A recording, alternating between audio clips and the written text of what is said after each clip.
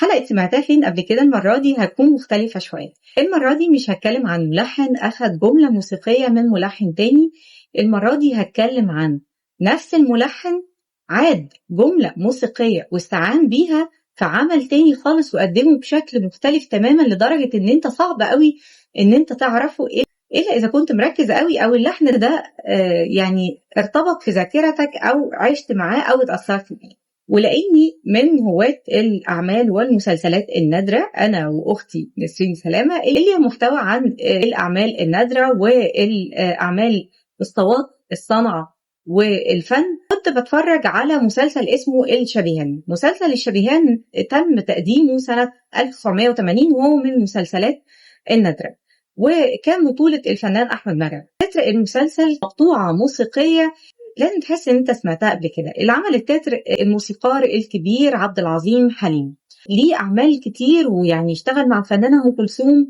ليه مقطوعات موسيقيه حلوه قوي وعمل موسيقى تصويريه جميله جدا، من ضمنها مثلا الشقه من حق الزوجه.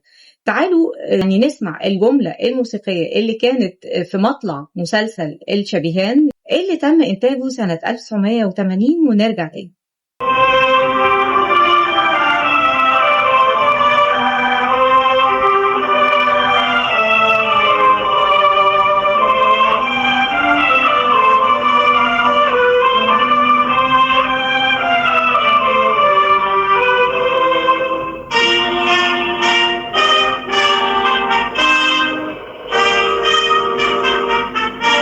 الجملة دي واضح انها يعني كانت من الجمل الموسيقية اللي بيحبها الفنان عبد العظيم حليم، ويعني اللي هو كان مستمتع جدا وهو بيكتبها او بيألفها. وده واضح جدا لانه بعد 17 سنة رجع وأعاد نفس الجملة الموسيقية دي في تتر مسلسل مشهور جدا وكلنا عارفينه، مسلسل الحاوي. مسلسل الحاوي اللي تم إنتاجه سنة 1997 وكان بطولة النجم فاروق الفيشاوي والنجمة إلهام شاهين. اللي اتفرج على المسلسل ده صعب جدا إن هو ينسى تتر المسلسل وموسيقى المسلسل. تعالوا نشوف هو أعادها إزاي أو قدمها إزاي. وعلى فكرة هو ما قدمهاش في المطلع، يعني هو في الشبيهان قدمها في مطلع التتر. في مسلسل الحاوي أعاد إنتاج هذه الجملة وتوزيعها وتقديمها بشكل حديث وعصري بتوزيع جديد، وعملها سيمفونية رائعة ولكن في نص التتر وبين الموسيقى. يعني هو ابتدى يعمل لحن جديد وابتدى إن هو يدخل الجملة دي في نص اللحن مزاجها مع الموسيقى اللي قام بتأليفها مخصوص للمسلسل.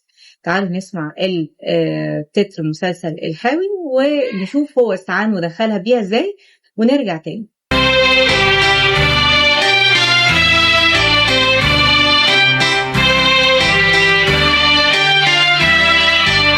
تعالوا بقى نحط الجزئين جنب بعض، التوزيع القديم في مسلسل الشبيهان سنة 1980 والتوزيع اللي حصل بعده ب 17 سنة سنة 97 ونرجع تاني.